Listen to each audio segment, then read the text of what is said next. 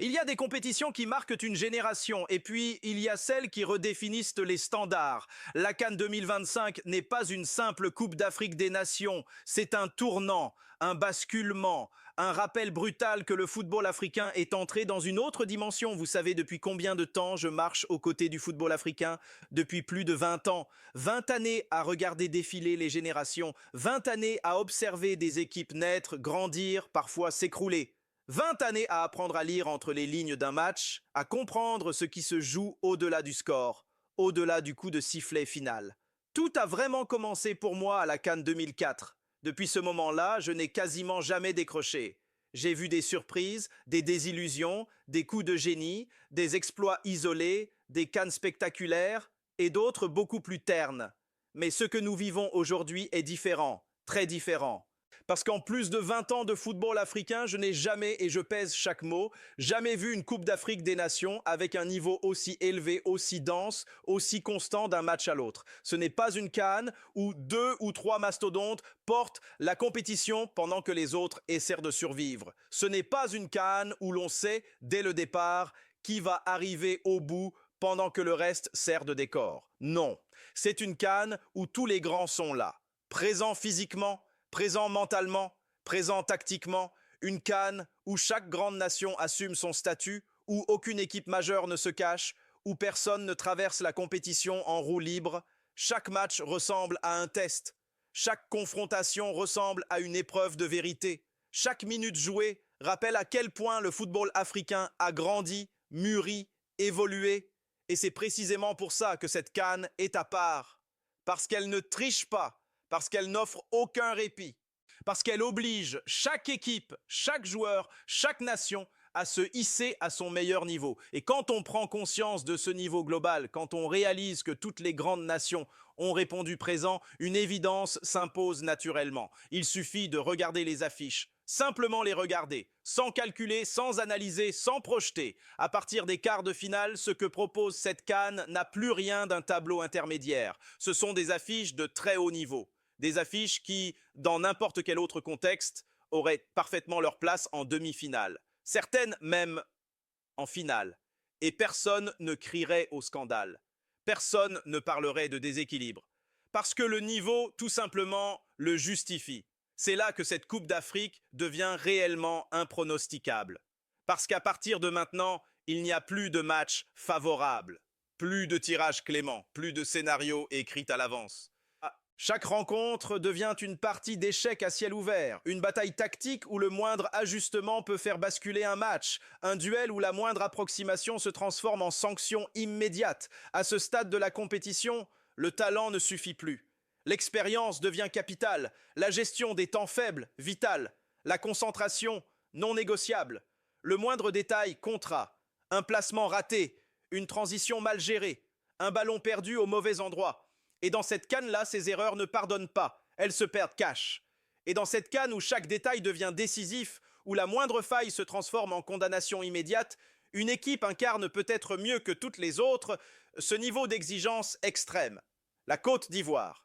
La Côte d'Ivoire n'est pas seulement performante, elle est révélatrice. Révélatrice du niveau atteint par cette compétition. Car oui, cette sélection ivoirienne est nettement plus forte qu'en 2024.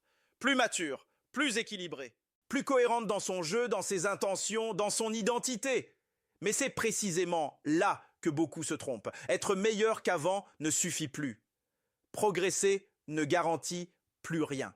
Dans cette CAN 2025, l'amélioration n'est pas un avantage, c'est un prérequis.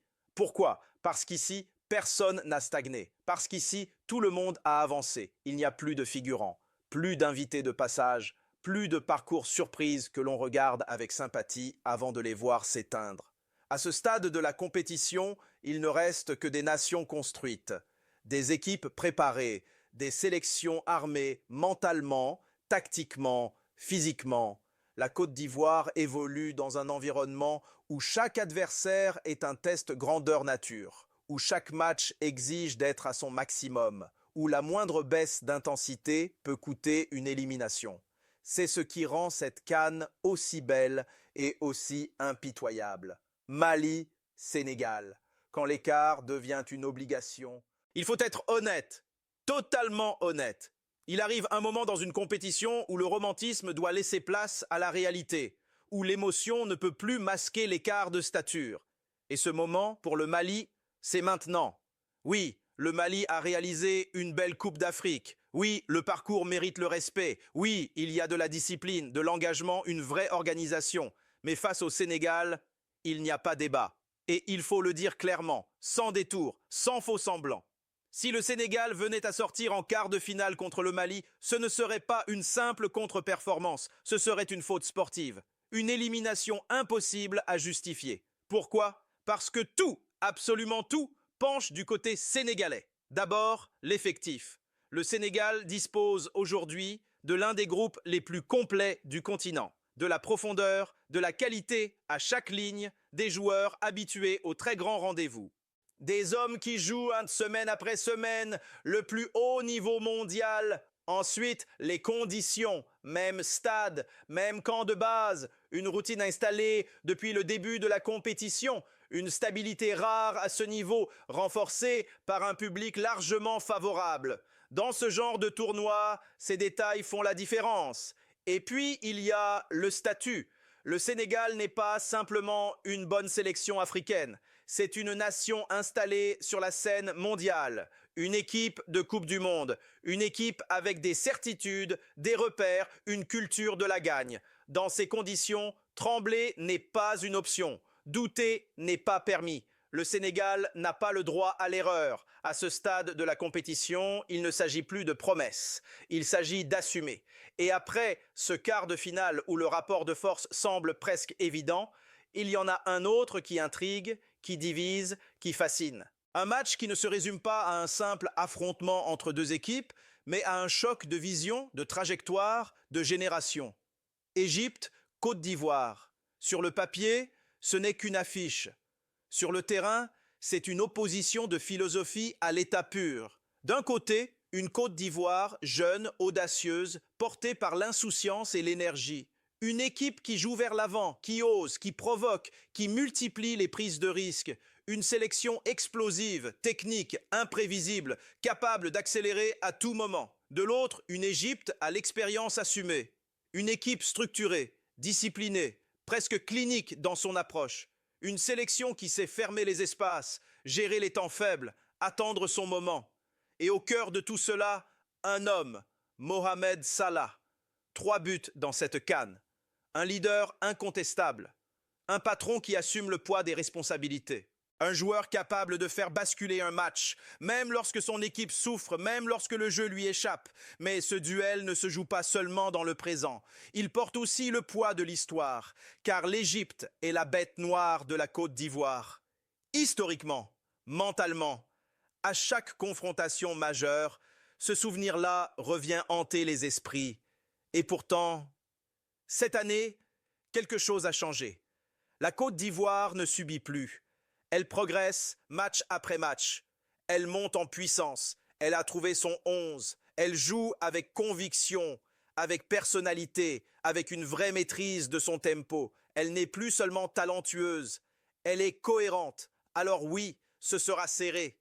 Oui, ce sera âpre. Oui, ce sera un match qui se jouera sur des détails. Mais malgré l'histoire, malgré Salah, malgré l'expérience égyptienne, je vois la Côte d'Ivoire passer.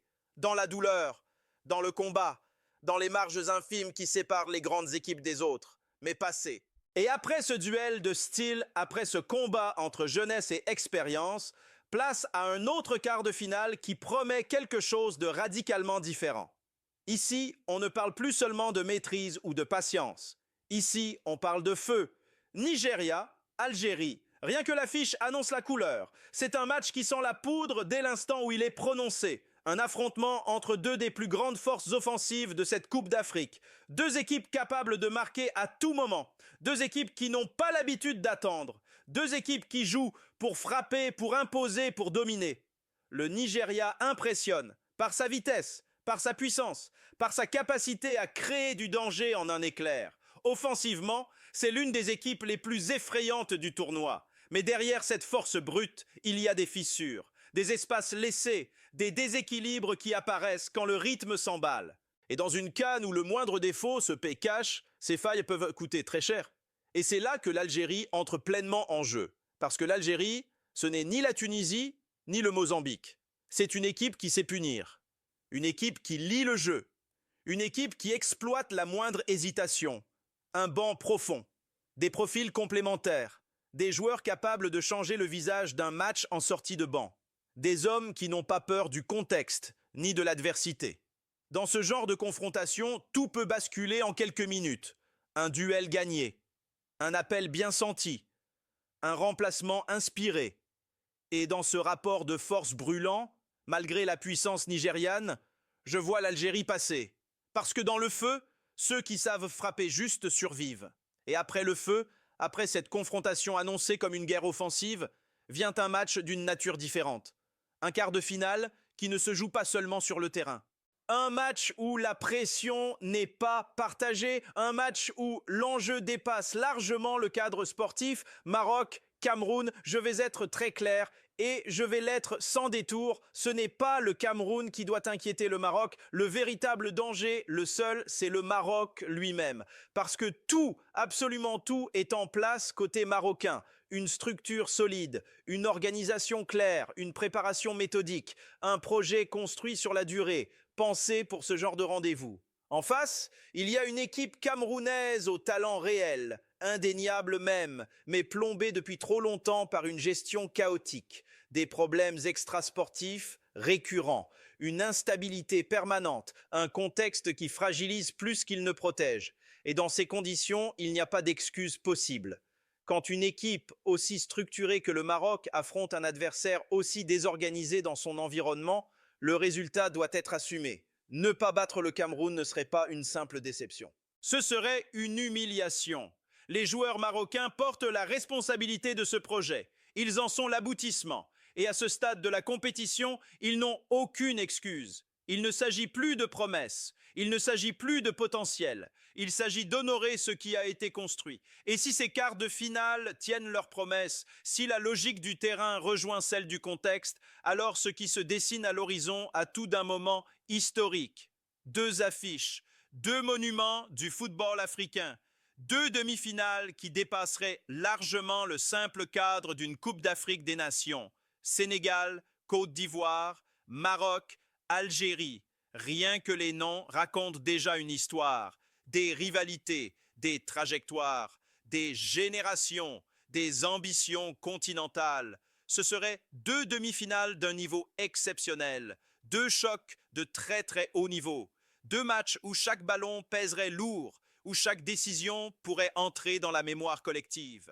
Des rencontres capables de marquer une séance, mais peut-être même plus que ça, des rencontres capables de marquer une époque. Et au fond, quelle que soit l'issue, quel que soit le vainqueur final, une chose serait déjà acquise. Le football africain, lui, aurait gagné. Gagné en crédibilité, gagné en intensité, gagné en maturité. Parce que cette CAN-là ne raconte pas seulement une compétition, elle raconte l'évolution d'un continent. Cette CAN 2025 n'est pas un simple tournoi, c'est une déclaration d'intention, une démonstration de puissance, un message clair adressé à tous ceux qui doutaient encore. Le niveau est là, le talent est là, les joueurs sont prêts, les nations sont affirmées, tout est en place. Désormais, les discours s'effacent, les projections n'ont plus de valeur. Il ne reste qu'une seule chose qui compte, le football, la vérité du terrain, celle qui ne ment jamais. Rendez-vous très vite pour les vidéos d'avant-match. D'ici là, prenez soin de vous.